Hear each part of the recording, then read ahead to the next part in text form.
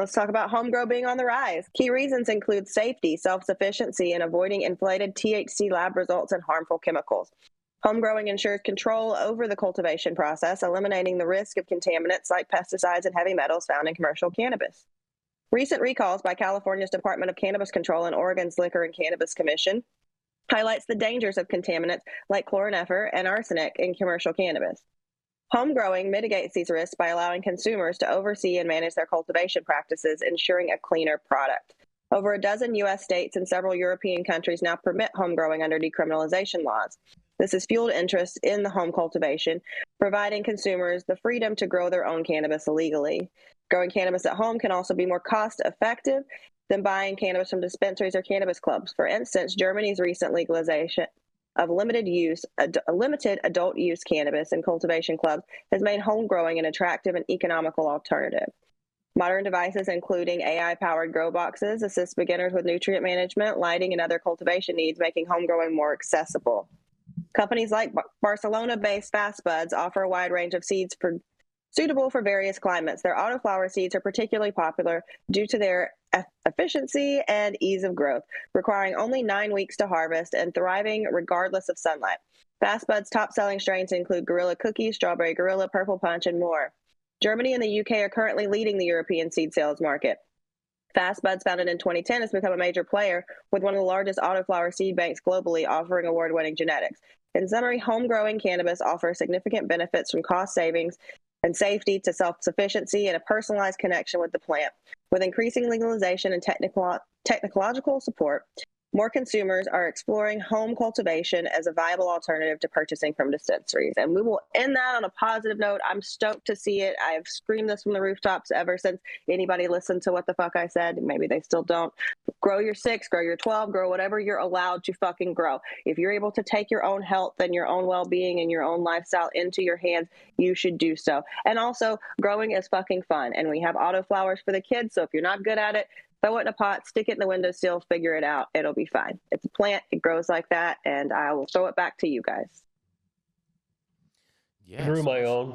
Yeah. Got me 5 years in prison, but I grew my own. Fair enough. It was a long time ago, Dale. Yeah, it was. No, I mean, home grow is always a good thing. It's happy. I'm happy to see that there's an increase in that. I think the more common that becomes, that puts pressure on regulatory bodies to start rolling back the overregulation that we see everywhere, is because it's more accessible and really forces them to focus. Like, I'm thinking of it in a way that the craft beer industry works, right? You don't see the beer industry being overregulated. Primarily, the regulation that they're subject to is focused on product safety and consumer safety, which is what regulatory bodies should be focused on, not on generating as many tax dollars as they can, or over-regulating, or trying to extract every last dollar out of the operators that are in the industry. And I in my opinion, I don't necessarily have any tangible proof of this, but I think the more prevalent that home grow becomes, I think that forces that to inevitably happen. I love home grow. I'm a big fan of it, big advocate.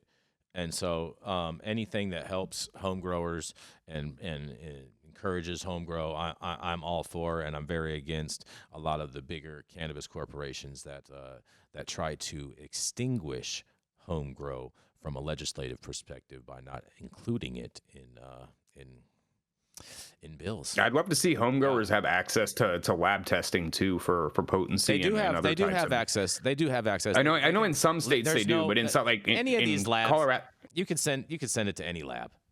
Well, in Colorado, actually, the labs that are licensed to test cannabis are only allowed to test metric tag samples. They're not allowed to test lab. You could send it to any DEA asserted lab. They will have cannabis in there to where they will be able to test for. Yeah, for sure.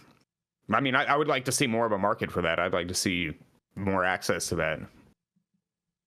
You know what would be interesting? I would love to use one of these federal labs to test some cannabis and compare it with the test results from some of the cannabis labs. That would be a fun study to do. Absolutely. That'd be a shit show. Love that. Make your findings public. Yeah. Oh man, you guys. Oh man. This was fun today. It was a good one. It was a good one. Jason, they got you all ruffled under your feathers and everything. Ain't nobody ruffled at all. No. the only ruffles are in the cabinet. You know what I'm saying? Jason got so ruffled. He's fleeing from Hollywood down to Orange County. We have snacks. I'm coming back to the studio. Yeah, Jason, shout out to Jason Beck. He used some of that Wagyu money to stock a bitch on some Diet Cokes in the studio, so I'll be back in there. There you go. I just want to drive on roads without potholes, bro.